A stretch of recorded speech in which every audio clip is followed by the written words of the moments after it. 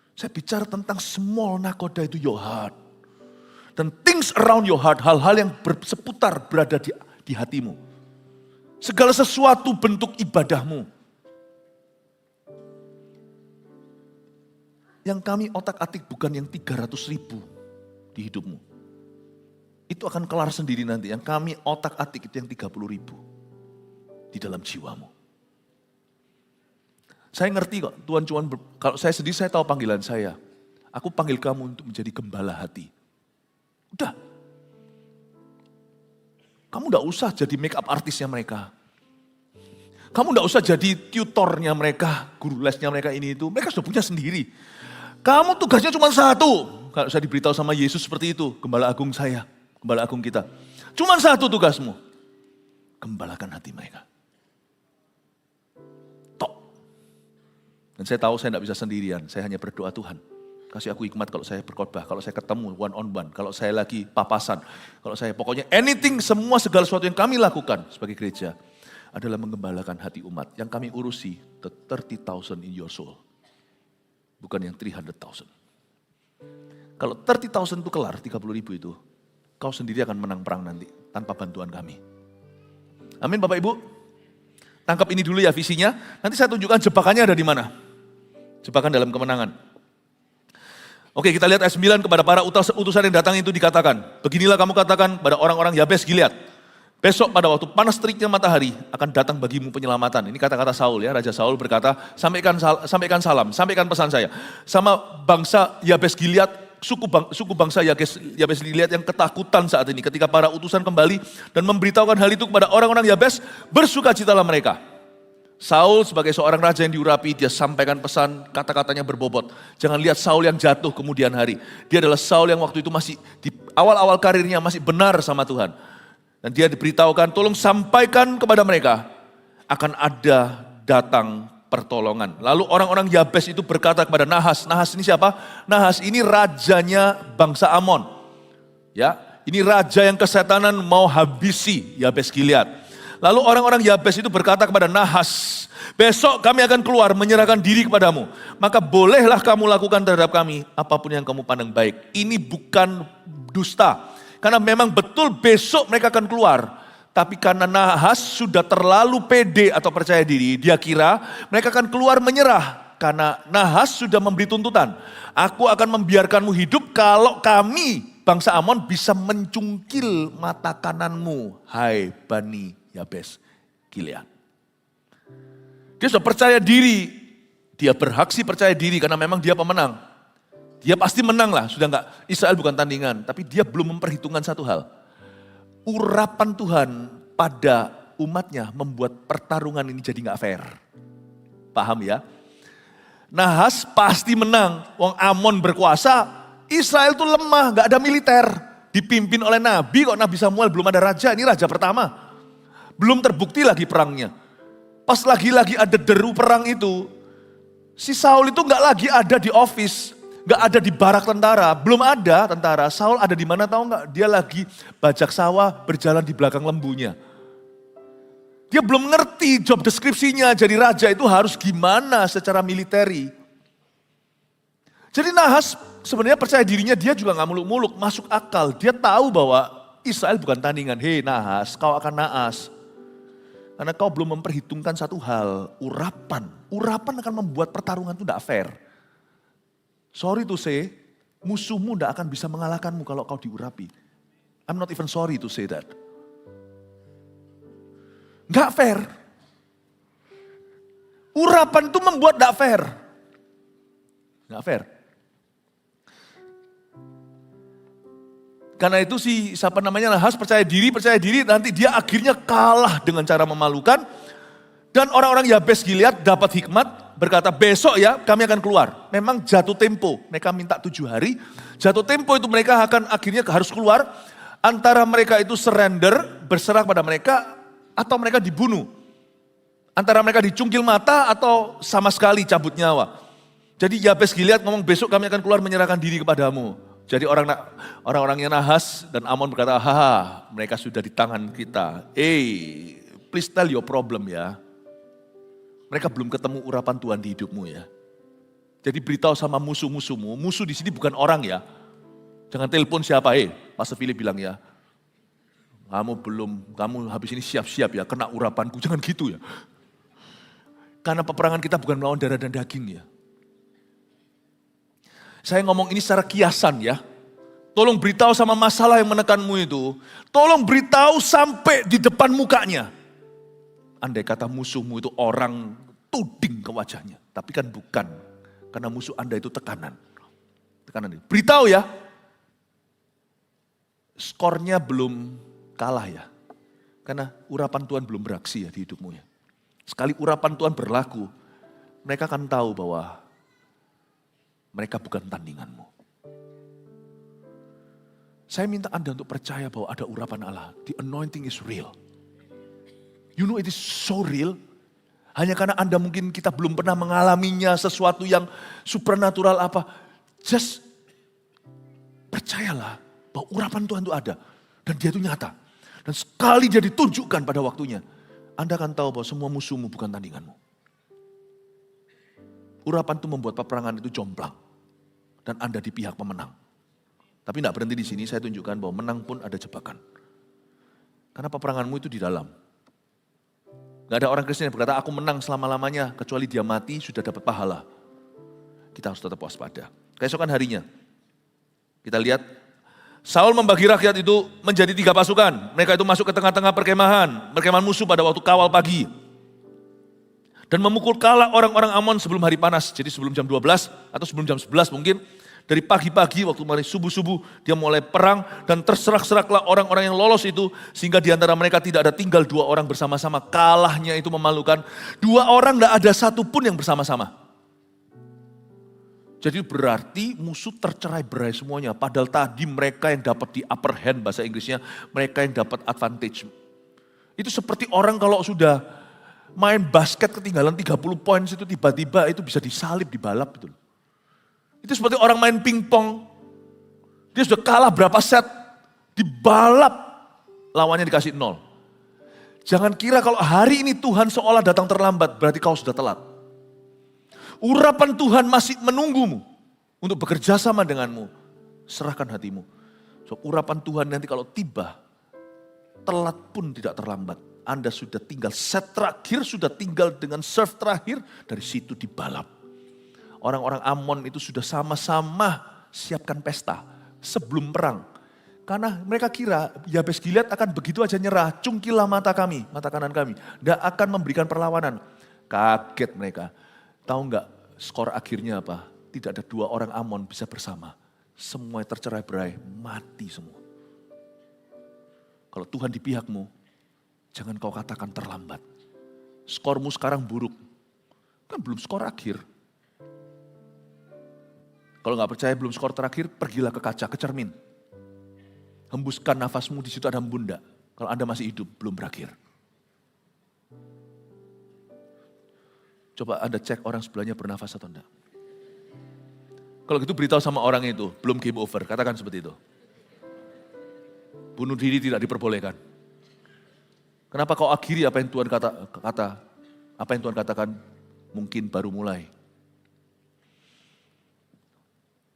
Dibagi jadi 3 pasukan, tapi waktu saya baca ini, saya melihat beberapa poin yang indah, yaitu di ayat 11 ini Saul membagi rakyat menjadi 3 pasukan, Saul yang dibodoh-bodohkan. Tadi waktu dia dilantik sebagai raja di Mispa, di sebuah kota namanya Mispa, karena Yerusalem belum jadi ibu kota.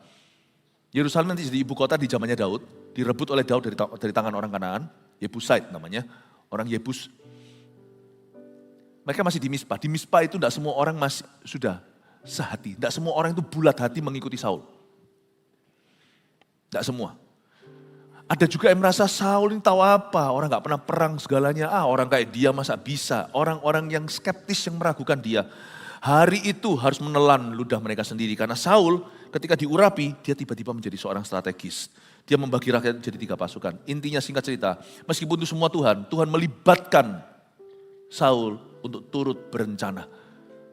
Jangan tunggu, jangan mentang-mentang kita diurapi atau nunggu urapan itu untuk beraksi. Kita tidak punya rencana apa-apa. Tetap berencana along the way. Sebab Tuhan bisa pakai 3 pasukan, atau 2 pasukan, atau no pasukan. Tetap berencanalah. Inilah kesalahan orang-orang karismatik. Mereka kira bahwa gerejanya ngeflow dalam Roh Kudus. Tapi mereka tidak punya patron, tidak punya struktur. Tetap harus punya perencanaan. Inilah juga yang kesalahan orang-orang Kristen yang hanya berserah, bersandar. Serah itu tidak membuat kita pasif. Serah itu membuat kita jadi logis. Serah itu membuat kita jadi pintar. Serah itu membuat kita jadi strategis. Membuat kita tahu this is first dan next. Tapi tidak menghilangkan faktor Allah di dalam perencanaan itu. Selalu berkata, jikalau Allah kehendaki aku akan. Jikalau Allah kehendaki begini, aku akan pergi ke tempat tempat itu. Tapi salah kalau kita tidak berencana. Sedangkan Saul tetap membagi rakyat menjadi 3 pasukan. Meskipun dia tahu bahwa Tuhan sudah ada di kemahnya. Dan Saul pagi-pagi dia perangnya. Anda mau perang itu pagi. Malam itu tinggal jarah. Bangun yang pagi kita sama-sama sepakat berdoa. Ini bukan superstisi pagi lebih baik dari malam, enggak. Karena pagi itu kan pemula hari. Kalau dari mulai kita sudah gandeng Yesus itu lain hasil akhirnya. Permulaan tahun, makanya kita ada breakfast with God, segalanya tanggal 31 kita masuk tahun baru bersama-sama. Bukan superstisi, bukan tahayul, tetapi itu disiplin rohani. Setiap pagi juga sama, I wake up very early. Mungkin jemaat sebagian besar tidur kecuali yang di benua lain. Mereka lagi kerja. Saya doa. Saya tidur cukup sih, puji Tuhan. Saya tidur cukup. Tapi saya bangun, usahakan selalu akan berseru pada Tuhan Yesus dulu. Not only for me, my family, bukan hanya untuk saya dan keluarga. Karena saya imam, saya berseru untuk Anda. Anda juga imam loh bagi orang lain, berserulah. Perang itu pagi. Subuh sebelum siang, sebelum panas terik matahari. Kalau sudah terik matahari, sudah dehidrasi. Udah banyak sekali komplikasi kehidupan ini dan sehari-hari. Berdoalah pagi-pagi. It's beautiful, you know. It's really beautiful. Anak-anak muda, kalau di sini gak usah masalah. Kalau di sini ada beberapa om-om dan tante-tante yang memang gak usah doa pun bangun pagi. Karena faktor U. Faktor umur. Tapi yang muda-muda di sini, dengar ya, malam jangan begadang. Jangan banyak screen time. Buatmu gak bisa tidur dan buat jadi hidup gak produktif. Sebab sebagian besar peperangan rohani di setiap belahan bumi yang waktu pagi ya pagi, malamnya malam. Itu pagi hari itu sudah banyak anak-anak Tuhan berseru. Ikutlah jalur itu. Di waktu pagi hari mempersiapkan persembahanku kepada Tuhan. Di pagi hari itu ikutlah jalan tol Tuhan. Ikutlah high trafficnya Tuhan. Lanjut ya, ayat 12. Lalu berkatalah bangsa itu kepada Samuel, siapakah yang telah berkata, masakan Saul menjadi raja atas kita? Serahkanlah orang-orang itu supaya kami membunuhnya. Lihat gak kelicikan setan? Lihat gak kelicikan setan?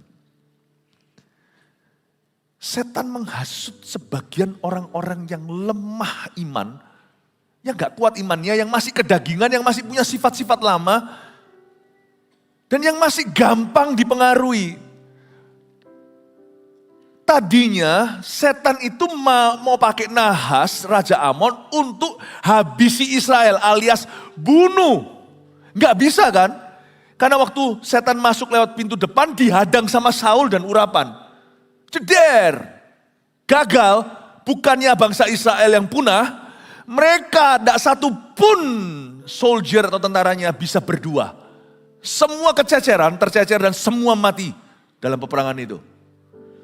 Setan gak bisa pakai pintu depan, dia pakai pintu belakang. Lucifer dari depan gak mempan, dia bolos dari belakang. Dibisikkanlah ke beberapa orang di antara bangsa itu yang kedengarannya heroik. Tapi orang yang bisa membedakan roh tahu bahwa di behind this, di balik ini adalah spirit of darkness, kuasa kegelapan. Tricky sekali, dia pakai sesuatu yang rasanya seperti very heroik. Sentimental. Dia pakai itu untuk menjatuhkan Israel. Menjatuhkan kemah yang diurapi. Menjatuhkan Yehuda. Kalau Anda lihat ya, lalu berkatalah bangsa itu kepada Samuel. Siapa tadi? Siapa yang pernah berkata, masa Saul jadi raja atas kita? Serahkan orang-orang itu supaya kami membunuhnya. Gagal pintu depan, perang antar bangsa. Sekarang dia mau buat perpecahan dan perang suku bangsa.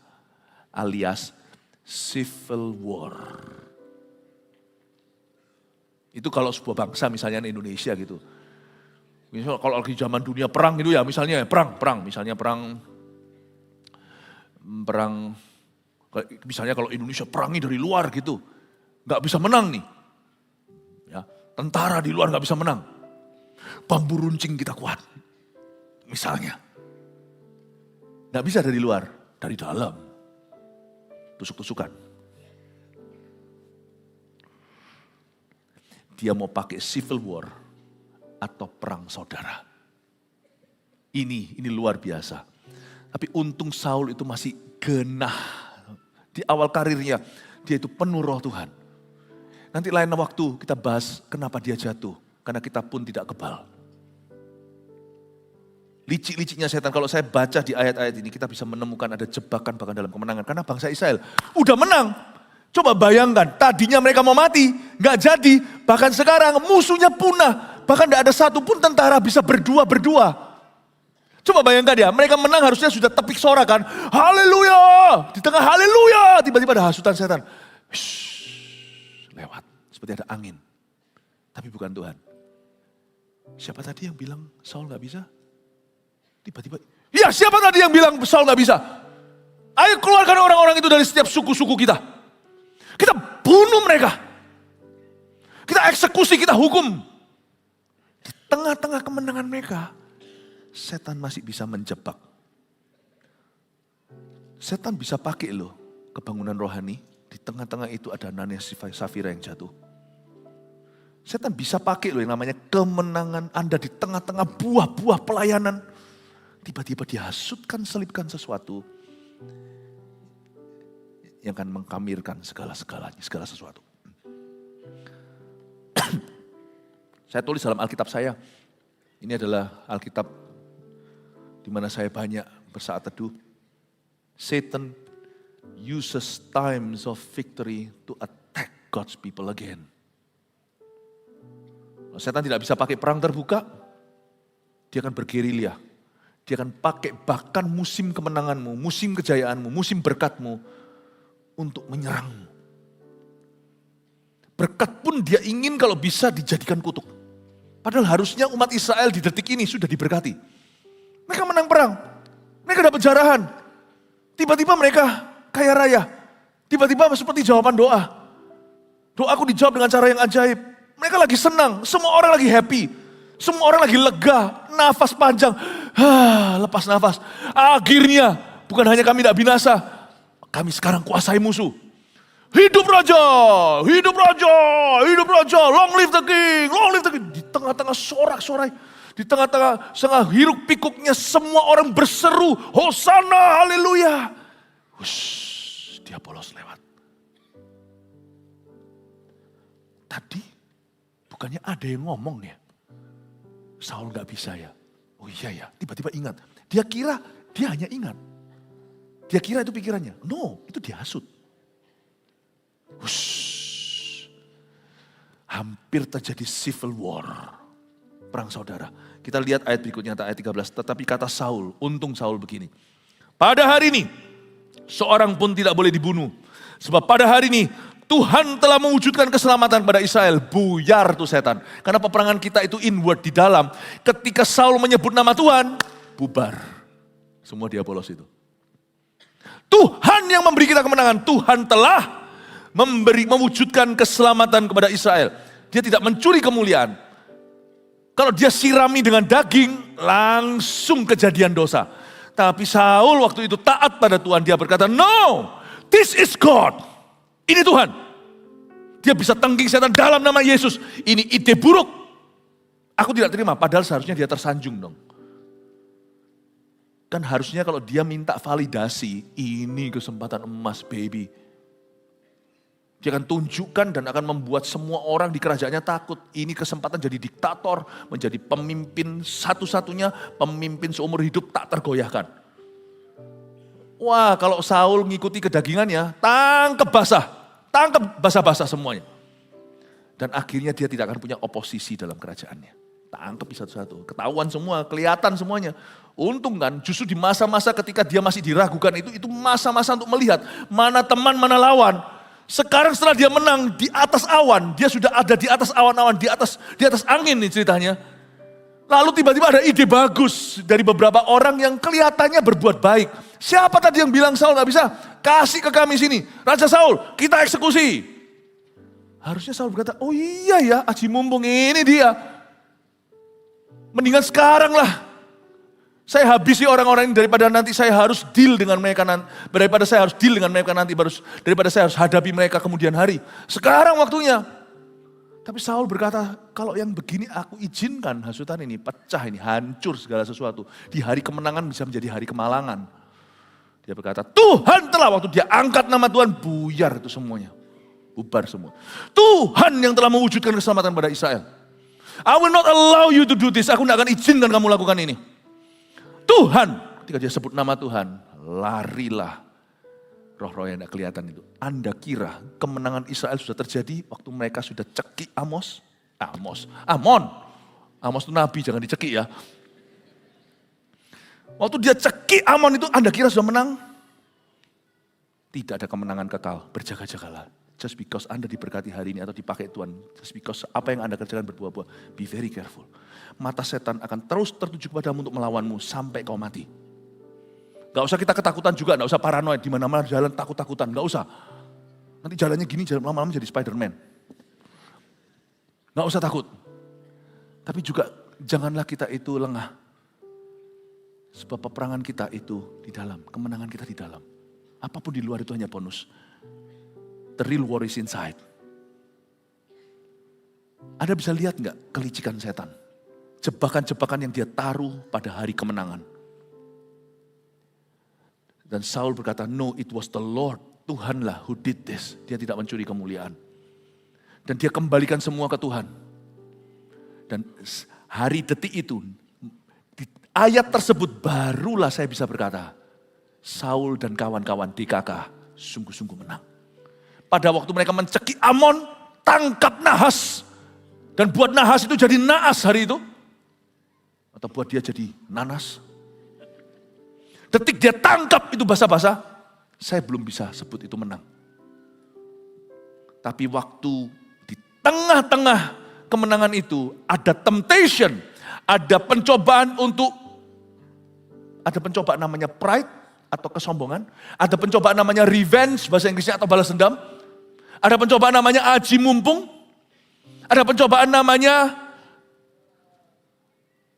take everything into your own hands atau main hakim sendiri, ada pencobaan untuk mengamankan dengan cara sendiri, menghalalkan semua metode untuk mengokohkan kerajaannya. Pencobaan untuk membuat roti dari batu sebelum waktu, menghalalkan segala cara hanya karena you feel like it, kau kepingin itu. Karena itu kebutuhanmu. Pada detik di mana dia menang, pencobaan ini datang. Pencobaan untuk sombong, ini waktunya. Validasi pembuktian diri. Pencobaan untuk balas dendam, ini waktunya. Tahu rasa tadi yang mencibir aku ya. Sekarang aku menunjukkan, membuktikan, lihat aku bisa. Pencobaan untuk bergeser dari Allah dan mencuri kemuliaannya. Pencobaan untuk balas dendam. Dan pada saat dia menang justru pencobaan ini datang. Tapi dia kalahkan ketika dia berkata, Tuhanlah yang telah mewujudkan keselamatan pada Israel. Tak seorang pun boleh dibunuh. Gak fair ya kalau kita cuma sebut kejatuhannya Saul. Tentu ada sesuatu yang baik yang kita bisa pelajari. Sekalipun pada akhirnya saya percaya dia binasa karena dia bunuh diri segala. Dan dia meninggalkan Tuhan pakai tenung segalanya. I don't think he's a safe soul yang diselamatkan. Tapi once upon a time suatu hari dulu dia pernah mengikut Tuhan dengan sungguh-sungguh. Ini harus kita pelajari. Tuhan telah mewujudkan keselamatan pada Israel. Saya pelajari sesuatu, real war in your life. Peperangan sesungguhnya terjadi di hidupmu. Kayaknya sekarang Anda yang pontang-panting bisnis. Kelihatannya seperti rumah tangga Anda pecah. Kelihatannya seperti Anda ditentang kanan kiri, izin tidak diberi. Atau apalah dan sebagainya ini itu. Kayaknya peperangannya fisik ya. Jangan percaya, peperangannya itu rohani. Kalau peperangannya rohani, kemenangan rohani nanti akan mendatangkan kemenangan fisik. Jadi yang perlu kau otak-atik, bukanlah fisik. hubunganmu dengan Tuhan. Itu harus kau otak-atik. Dan Samuel berkata kepada bangsa itu, marilah kita pergi ke Gilgal dan membaharui jabatan raja di sana. Samuel ini orang yang sangat pintar, tapi menurut saya itu bukan kepandaian manusia, itu hikmat. Karena dia lihat tadi waktu di Mizpah, mereka belum bulat hati untuk mengangkat Saul. Sekalipun kita tahu latar belakangnya, dengan mereka meminta raja itu bangsa Israel telah mendukakan hati Allah. Tapi Allah tetap menjalankan plan B dengan harapan supaya segala sesuatu akan nanti membuat mereka jadi baik. Akan membuat mereka jadi lebih sayang sama Tuhan. Ya sudah, kalau kamu tidak sayang sama aku, tak kasih ini, semoga kamu lebih sayang sama aku. Kayak gitu loh Tuhan, itu seolah-olah desperate-nya. Padahal Tuhan itu tidak butuh kita. Saya kasih sedikit gambaran cerita ini. Dan waktu Tuhan akhirnya florkan, umumkan, ini loh raja yang kau minta. Padahal mereka yang minta, tapi mereka juga gak bulat hati. Lucu, orang ini minta tapi dikasih, tetap gak dicintai. Sebagian lah, 2/3 cinta, 1/3 lagi masih mencibir dia. Dan Samuel lihat ini kesempatan dalam kesempitan, bukan kesempatan dalam kesempitan, ini kesempatan emas. Dia melihat kalau dulu di Mizpah belum bulat, tapi sekarang kan sudah ada trofinya nih, sudah ada pialanya, bahwa Saul sudah membuktikan bahwa dia betul-betul orang yang diurapi. Ini waktunya, dan Samuel mencetuskan satu ide. Ayo ke Gilgal, mari kita urapi dia sebagai raja. Membaharui lebih tepatnya jabatan raja di sana. You see, orang kalau dekat sama Tuhan itu tidak tumpul. Dia bukan jadi orang yang kesempatan dalam kesempitan, bukan. Tapi dia akan mengerti kesempatan-kesempatan ilahi yang ada di depannya. Dan dia kumpulkan karena kali ini, karena Saul sudah menunjukkan 1, kemenangan dalam perang. 2, kebesaran hatinya waktu dia terhadap orang-orang yang sempat mencibir dia. Ini kesempatan untuk menegakkan raja ini. Sekalipun ini bukan pilihan pertama Tuhan, ini kemauan mereka, tapi ini kesempatan. Lebih baik bangsa ini harus utuh di bawah under one God, di bawah satu Allah dan di bawah satu raja. Kalau mereka minta monarki atau kerajaan, diberi. Maka sekarang biarkan mereka utuh. Daripada orang plan A juga gak mau, plan B juga gak utuh. Itu orang maunya apa? Makanya minggu depan saya akan jelaskan. Plan A Tuhan itu selalu pernikahan. Tapi beberapa orang yang memang telah hancur pernikahannya. Ketika dia move on, pastikan nanti waktu Anda masuk ke dalam. Saya bukan berkata-kata boleh atau tidak. Tuhan membenci perceraian, so pasti. Tapi kalau Anda masuk lagi dalam sebuah pernikahan yang baru, you make sure you enter it carefully ya. Jangan plan A nggak mau, plan B juga runtuh. Atau plan B-nya juga nggak utuh. Lebih baik masuk dengan sungguh-sungguh. Masuk dengan suci.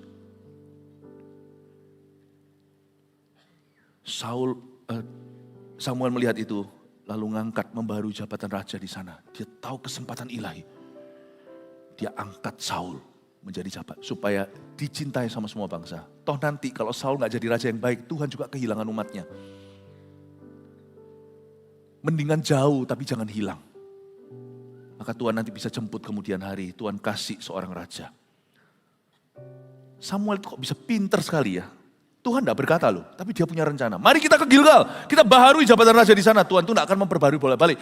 Kadang-kadang wakil-wakil Tuhan itu bisa buat salah, tapi salahnya bukan salah moral. Misalnya Musa naik ke atas Sinai itu. Lalu habis itu lihat kan dia tahan, dia nggak tahan nih. Musa suatu hari turun gunung lalu melihat orang-orang itu semua nyembah lembu emas. Harun kokonya ikut-ikutan. Aduh ampun, gregetan. Dia pecahkan tuh 2 loh batu. Piang. Tuhan tuh baiknya nggak disinggung. Naik ke atas lagi 40 hari lagi dia puasa. Gara-gara itu Musa puasa lagi. Naik ke atas tahu nggak? Ditulisin sama Tuhan lagi loh batu itu. Loh batu yang masuk ke tabut perjanjian nanti. Itu loh batu yang second plan B. Plan A udah dipecahin sama Musa. Tuhan nggak bilang aduh mus. Lu salah ya, orang lah salah ya salah. Lu jangan gitu dong. Itu kan dari aku. Kenapa kok kamu marah sama anak-anakmu? Mobil papamu kamu gebuki sampai peok. Itu loh batu kan dari aku. Coba sama-sama katakan mus. Nah kita kan kayak Musa. Ini juga sama nih. Tuhan kan sudah urapi. Mereka gak mau sendiri. Tadi mau gak mau. Lu maunya apa sih? Membaharui jabatan raja itu bukan ide Tuhan. Idenya Samuel. Tapi Tuhan terima. Ya udah gak apa-apa.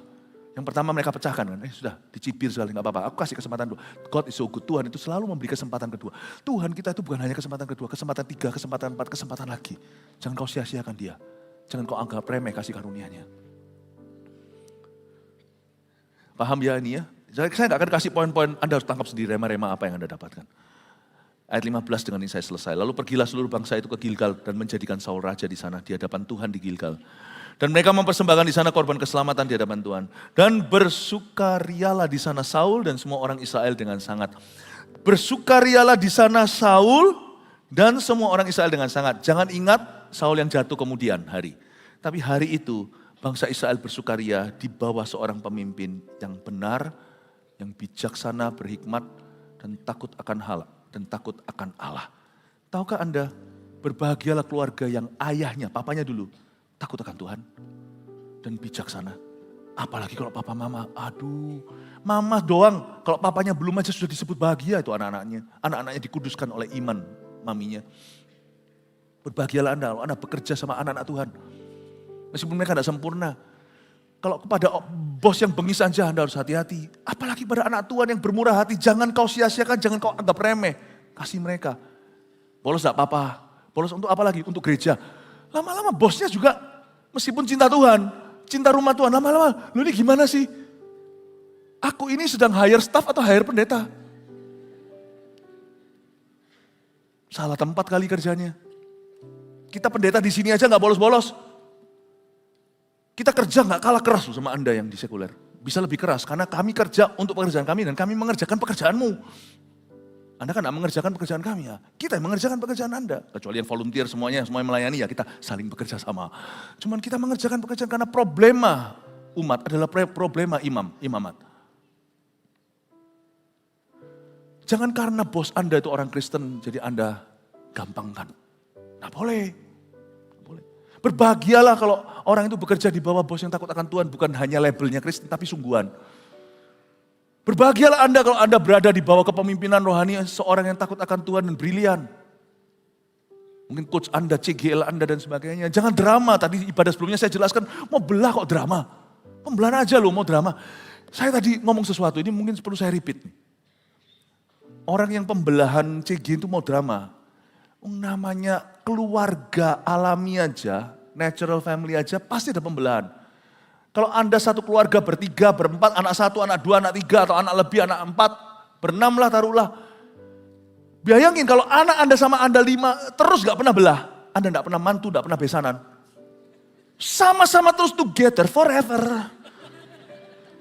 Sampai anak umur 50, bapaknya umur 80, tinggal bersama terus sehat gak itu?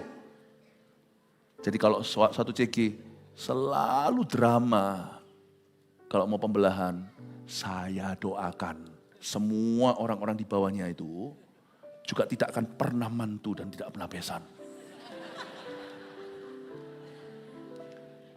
Gitu aja kok susah. Kita aja tahu cepat lambat, kita harus rilis anak-anak kita. Supaya mereka punya keluarga yang sehat. Dan supaya mereka berkembang, bukankah Tuhan yang berkata berkembang penuhilah, berkembang biaklah penuhilah bumi dengan anak cucumu. Tuhan yang ngomong. Makanya tadi saya bercanda, saya bilang, saya bercanda atau enggak ya menurut Anda? Saya doakan supaya semua yang menentang itu tidak akan pernah besanan, tidak akan pernah mantu. Karena kalau gitu, kau gitu terhadap Tuhanmu, Tuhan tidak, saya rasa tidak keberatan lah kita harusnya kalau Tuhan juga begitu sama kita punya keluarga. Because you sow, right? You should reap that. Kalau Anda menabur itu harusnya menuai itu kan.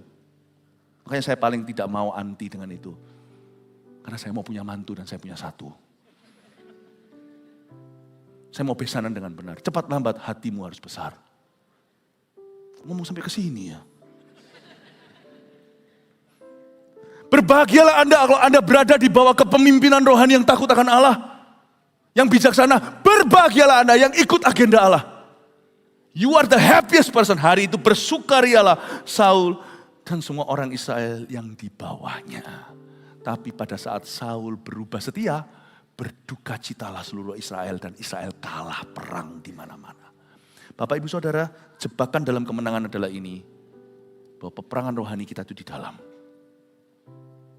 Yang mempengaruhi segala dunia fisik kita. Ingatlah, jadilah setia di dalam hatimu kepada Tuhan. Jangan berubah setia. Saya percaya semua yang kau tunggu-tunggu itu kemenangan fisik dan jasmani itu. Tinggal tunggu waktu. Jangan menyerah ya. Tuhan mengasihimu. Katakan kanan kirinya, jangan menyerah. Haleluya, mari kita berikan tepuk tangan untuk Tuhan.